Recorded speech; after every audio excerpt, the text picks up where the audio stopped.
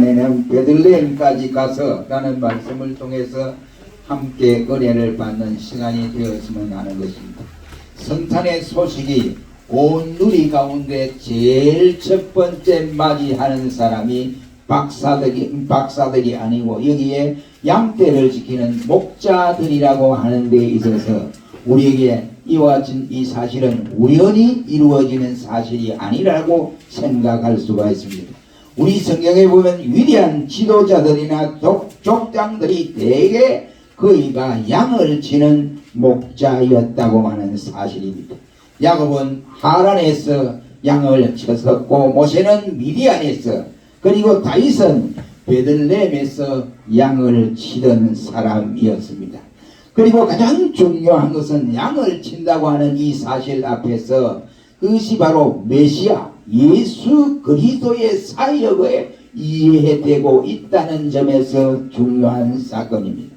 요한복음 10장에서 보면 예수님은 자신을 일러서 나는 선한 목자라고 말씀을 하셨고 자기 백성들을 위해서 양이라는 표현으로 말씀을 해주고 있었습니다. 자기 양을 치기 위해서 오신 아기 예수의 성탄 소식이 다른 사람에게 먼저 증거된 것이 아니라 보여준 것이 아니라 양떼를 지키던 목자들에게 먼저 지켜보게 했다, 듣게 했다는 사실은 정말로 놀랍고 놀라운 일이 아닐 수 없습니다. 오늘 본문에 보면 베들레헴의 목자들에게 이 기쁜 소식이 전하여졌다라고 한 바가 그 뜻이 크다고 볼 수 있습니다. 이 베들레헴이라고 하는 동네는 예루살렘에서 약 10km 떨어진 조그마한 마을이라고 할 수 있습니다. 현재는 그 베들레헴이 아랍인들이 거의 다수가 사는 80% 정도가 아랍인들이 살고 있는 동네입니다. 예루살렘이 성지가 되면서부터 각광을 받았는데 베들레헴 역시도 관광지로 알려져 있긴 합니다. 지금도 베들레헴은 작은 고을에 불과한 것입니다. 베들레헴의 가치는 이와 같이 도시가 크다든지 자연 환경이 아름답다든지 아니면은 관광 조건이 다른 곳에 비해서 너무나 좋은 것도 아닙니다. 그것은 예수님이 탄생한 지역이기 때문에 많은 사람들에게 알려져 있는 곳입니다. 예수 탄생 소식을 천사들로부터 전해 들은 목자들은 즉시 아기 예수를 찾아가서 경배를 드렸다고 하는 것이 오늘 본문의 내용의 말씀입니다. 목자들이 베들레헴에 갔다고 하는 이것은 오늘 본문에서 우리가 세 가지를 찾을 수가 있는데 오늘 우리는 이 세 가지를 통해서 생각해 보므로 은혜를 받는 귀한 시간이 되어 베들레헴까지 가서 라는 말씀을 통하여 잠시 은혜를 받기를 원합니다. 먼저 15절 말씀에 보면 주께서 우리에게 알리신 바 이 이루어지는 일을 보고자 했다 라고 말씀함으로써 첫째, 목자들은 그들이 이루어진 일을 보기 위해서 베들레헴에 갔다 이런 말이에요. 우리 성경에 보면 이 두 가지 확실한 사건을 볼 수가 있는데 그것이 바로 예언 그리고 성취, 예언한 사실이 성취되는 모습을 볼 수 있습니다. 예언과 성취는 이와 같이 예언은 먼저 무엇이 될 것이다 이런 무엇이 될 것이다 이런 것이고 성취는 되었다 이런 말이 되겠습니다. 다시 말하면 예언이란 이렇게 될 것이다 라고 말씀을 하고 있지만은 성취라는 말은 이렇게 되었다 라는 결론을 가지고 있습니다. 하나님께서 메시아가 이 땅에 오실 것이니 그분은 인간을 죄에서 구원하실 것이고 베들레헴에 오실 것이라는 것이 구약에 예언된 사건이었습니다. 그 예언은 그대로 이루어졌습니다. 그리고 그 소식을 맨 먼저 다른 사람에게 알린 것이 아니라 양떼를 지키던 목자들에게 알려졌다는 사실입니다. 목자들은 예언의 성취로서 이루어진 일을 직접 가서 보기 위해서 베들레헴으로 달려갔다라고 말씀을 하고 있습니다. 비록 저들은 양떼를 지키는 목자들이지만 늘 주님의 탄생을 기다리고 있었다라고 할 수가 있습니다. 역시도 예수님의 탄생을 기다리는 자세가 목자들처럼 이렇게 강렬해야 한다. 이런 말. 늘 주님을 만나려고 하는 이 마음이 불붙어 있어야 돼요. 순간순간마다 내가 주님을 만나겠다 하는 이 마음이 우리의 가슴 속에서 차고 넘쳐야 하는 것입니다. 그리고 두 번째는 16절에서 빨리 가서 라고 말씀을 합니다. 그 소식을 듣고 천천히 시간을 아주 많이 있으니까 천천히 가보지 뭐. 이것도 아니고 빨리 갔다는 말로 성경은 표현을 하고 있습니다. 누가가 목자들의 거동을 기록하면서 빨리 갔다라고 한 이 말은 이와 같이 의미가 없는 것이 아니라 굉장히 큰 의미를 함축하고 있다고 생각합니다. 빨리 갔다는 것은 세 가지 뜻을 우리에게 알려줍니다. 첫째는 빨리 갔다는 것은 반응의 민첩성을 우리에게 알려주고 있습니다. 말씀이나 명령을 받았을 때에 그냥 그 받은 명령과 말씀을 통해서 천천히 세월은 아직도 많으니까 천천히 가도 되지 않느냐 이것이 아니고 즉시 떠났다. 행동으로 옮겼다는 말이 되겠습니다. 이것은 머무적거리지 아니하고 행동으로 옮겼던 사실을 밝혀줍니다.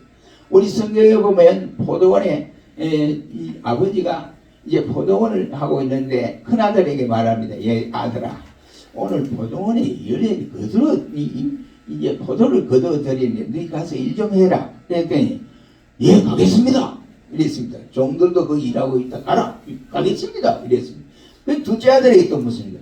야, 둘째야, 너도 가서 포도원에 가서 일을 해라. 이랬더니 아버지 저는 못 갑니다. 이랬어요. 그러니까 우리가 볼 때 그 순간적으로 보면 큰아들이 아버지에게 효자처럼 보여집니다. 그러나 이 큰아들은 가겠다고 해놓고는 가지 않았어요. 그러나 둘째는 나는 못 갑니다 라고 해놓고는 그 생각해보니 아버지의 말이 귀에 걸리는 거예요. 그래서 가서 종들과 함께 일을 했다고 말을 하고 있습니다. 여기에 큰아들은 유대인을 비유로 말씀을 하고 있고 둘째 아들은 이방인을 가리켜서 말씀을 하고 있습니다. 가장 좋은 아들, 아버지가 볼 때 아버지를 기쁘게 하는 아들은 명령이 떨어지자마자 예 가겠습니다 하고 순종하는 아들이라고 말을 할 수가 있습니다. 그리고 행동으로 옮기는 아들이라고 할 수가 있습니다. 그런 의미에서 볼 때에 목자들은 아주 민첩한 반응을 보여주었습니다. 천사들의 통보를 받고 즉시 행동으로 옮겼습니다. 말씀을 받고 은혜를 받고 행동을 미루면 안 된다고 하는 교훈을 우리에게 가르쳐 주고 있습니다. 그 즉시 우리는 순종해야 할 것을 말씀하고 있습니다.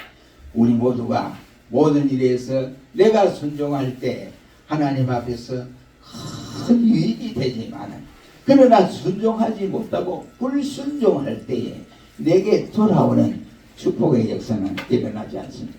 우리 모두 순종하시기를 주의 이름으로 축원합니다.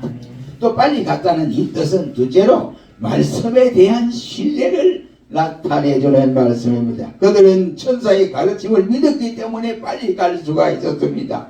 좋은 일은 빨리빨리 해야 됩니다. 좋은 일을 이와 같이 지체하거나 이와 같이 머뭇거리거나 이래서는 좋은 결과가 나타나지 않습니다. 우리에게 말씀을 듣고 빨리 실천하지 못하는 그 이유가 있는데 그 하나는 뭐냐? 그 말씀을 내가 믿지 못하기 때문에 그렇습니다. 심한 말로 다른 말로 표현하면 말씀에 대한 불신이다. 이런 말씀이 되겠습니다. 말씀을 믿고 바로 신뢰하면 빨리 순종하고 결단하게 되어집니다. 우리 역시도 하나님의 말씀을 확실히 믿고 이와 같이 결단하는 종들이 되어야 됩니다. 세 번째 빨리 갔다는 이 뜻은 바로 그들의 궁금증 때문이라고 할 수 있습니다. 그들 역시도 메시아를 기다리는 유대인들 중에 일부의 사람들이 바로 목자였습니다. 저들도 만왕의 왕이시여 만유의 주가 되신 아기 예수가 궁금했어요.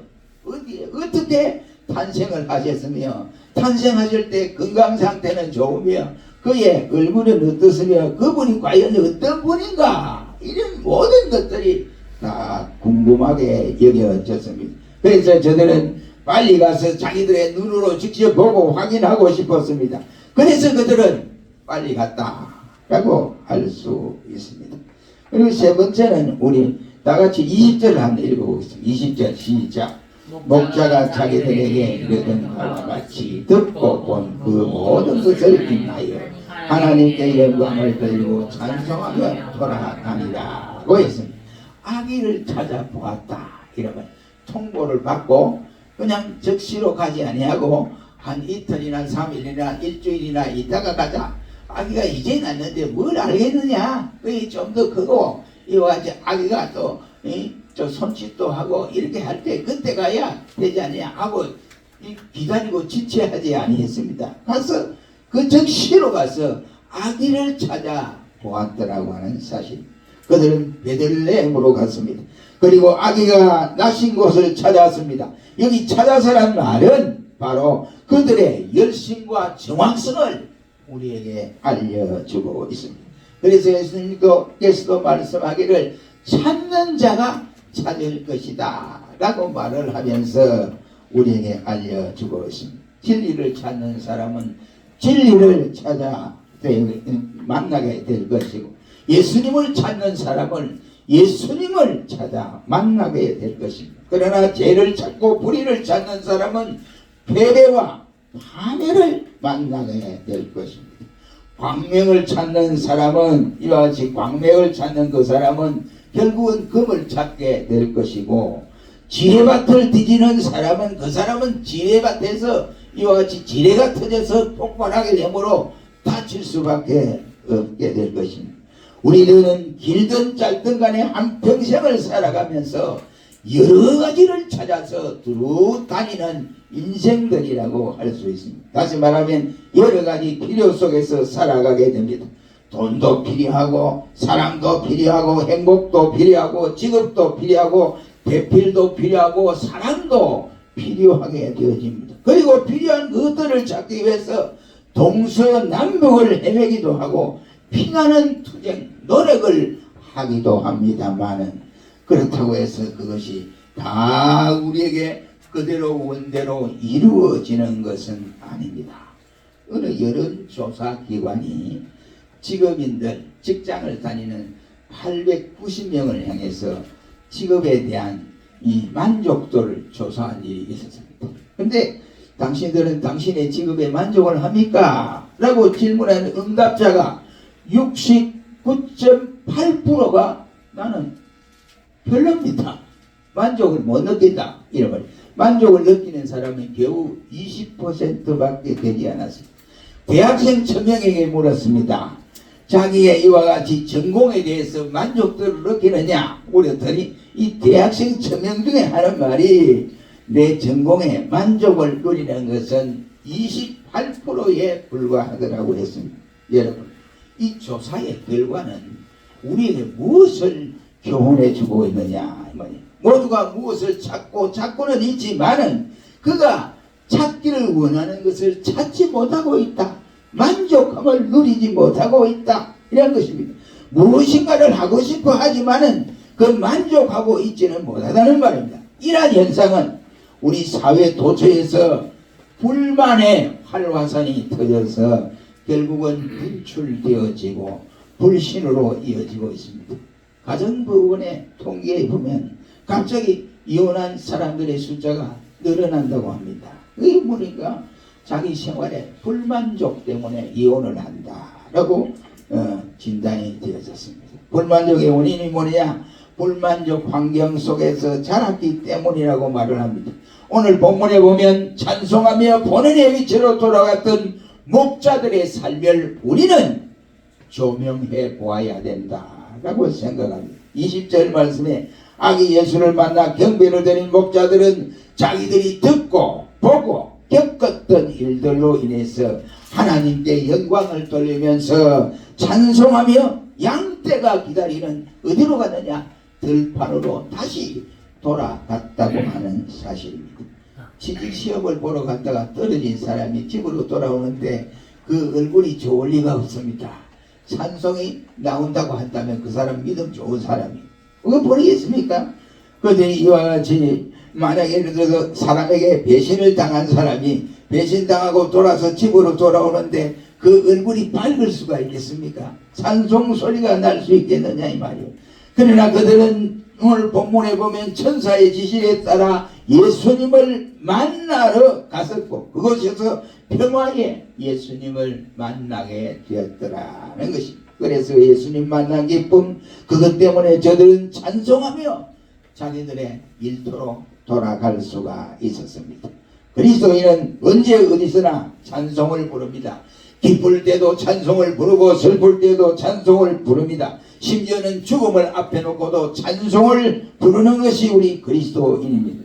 그것은 예수 안에서 얻은 평화와 소망이 모든 것에 비춰볼 때 너무나 큰 것이기 때문에 우리가 찬송을 부르게 되어집니다. 사도행전 3장 말씀의 1절로 말씀의 8절까지 쭉 보면 40년 동안 날 때부터 한 번도 걸어보지 못한 안전뱅이가 있었습니다. 그는 성전 미문에 앉아서 성전에 들어가는 사람들에게 나오는 사람들에게 구걸해서 먹고 살았습니다. 그런데 어느 날 베드로와 요한이 성전에 들어가면서 이제 나 뭐 좀 주십시오. 한번 주세요. 요즘 말하면 그렇게 이야기해요. 그때 베드로와 요한이 내게 가진 금과 은은 내게 없거니와 내게 있는 것으로 내게 주노니 곧 나사렛 예수 그리스도의 이름으로 일어나 걸어라 하면서 손을 잡고 이렇게 번뜩 일어났습니다. 40년 동안 엉덩이로 뭉개던 그 사람이 40년 동안 한 번도 걸어보지 못한 그 사람이 예수 그리스도의 이름으로 일어나 걸어라 이 말에 번뜩 일어나서 그는 걸어서 뛰어가면서 성전에 들어가면서 기뻐하며 찬양을 올려드렸더라고 했습니다. 여러분 예수님을 만나고 은혜를 받으면 기뻐서 정말로 펄펄 뛰어다니게 되어 있습니다. 우리가 잘 아는 에티오피아 국왕 간닥의 넷이라고 하는 사람이 예루살렘에 왔다가 이제 돌아가는 길에 마차에서 성경을 읽습니다. 이사야 53장을 읽는데 이게 무슨 소리인지 모르겠어요. 그가 찔리면 우리의 허물을 인하며 그가 상하면 우리의 죄악을 인함이라 그러면서 쭉 읽어 내려가는데 우리는 다 양 같아서 걸어대가요 각기 제 길로 갔거늘 여호와께서는 자기 무리의 죄악을 담당하셨다. 이 무슨 말이에요? 모르는 거죠. 그래서 읽고 있는데 빌립을 만났어. 빌립이 뭐 좀 알겠어? 모르겠어.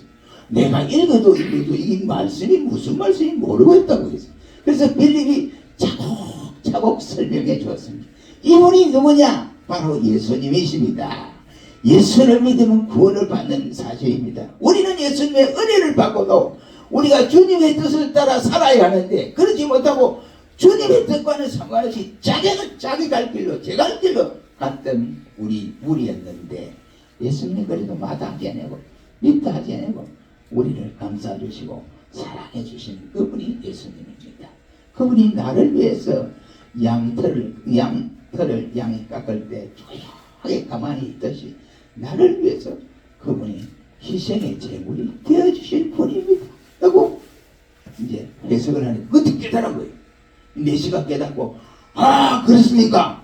그러면 선생님 내 지금 나에게 뭐 세례를 줄 수 있습니까? 하고 물가로 내려가서 빌립에게 세례를 받고 그는 에티오피아로 돌아가면서 기쁘고 즐거운 가운데 찬송도 부르고 기뻐하면서 돌아갔다라고 성경은 말씀을 하고 있습니다. 여기에 중요한 것은 세례를 받은 것도 중요하지만은 그가 바로 세례 받은 후에 성경에 보면 호련히 길을 떠났다라고 말씀을 하고 있습니다. 호련이란 말은 카이로란 말이에요. 이 말은 무슨 말이냐? 바로 유쾌하게 행복하게 이란 뜻입니다. 그가 이처럼 성경의 말씀을 깨닫고 세례를 받고 에티오피아로 돌아갈 때 너무 기분이 좋고 너무 감사하고 너무 이와 같이 감격하는 이러한 모습이었다고 할 수가 있습니다. 다시 말하면 기쁨이 가득 찬 채로 에디오피아로 돌아갔다라는 말이 되겠습니다. 오늘 본문의 목자들은 그들이 아기 예수를 보고 경배를 하고 베들레헴 자기가 양을 치던 그 장소로 돌아갔다. 일터로 돌아갔다. 그 말이에요. 우리는 오늘 성탄 대신 예수님을 이 성전에서 만나고 있습니다. 그러나 그 세상에서 다시 우리는 세상으로 돌아가야 될 이런 상황에 있습니다.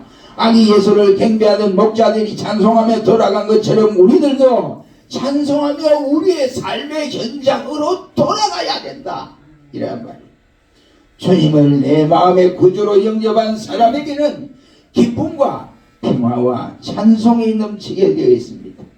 마치 군인이 군가를 부르며 행군하듯이 우리들도 찬송을 부르며 역사의 현장으로 나아가야 합니다. 고통과 절망이 짙게 깔린 세상일지라도 찬송하며 우리의 베들레헴 들판으로 나가야 한다. 이런 말. 그러면 베들레헴이 어디냐? 오늘날 베들레헴이 어디냐? 그것이 가정일 수도 있습니다. 그것이 나의 직장일 수도 있습니다. 그것이 곧 나의 사업장일 수도 있습니다. 그것이 곧 내가 다니는 학교일 수도 있고 그것이 바로 교회일 수도 있습니다. 예수님의 품일 수도 있습니다. 그렇다면 우리들도 이루어진 일을 보기 위해서 갔던 목자들처럼 빨리 가서 아기 예수를 보고 경배하고 기쁨으로 일터에 나아갔던 목자들처럼 우리들도 세상을 향하여 나가 예수가 탄생했다. 우리의 구주가 이 땅에 오셨다. 죄인을 구원하기 위해서 이 땅에 오셨다. 라고 외칠 수 있는 우리 신자들이 되시기를 주의 이름으로 축원합니다. 기도하겠습니다. 거룩하신 주님,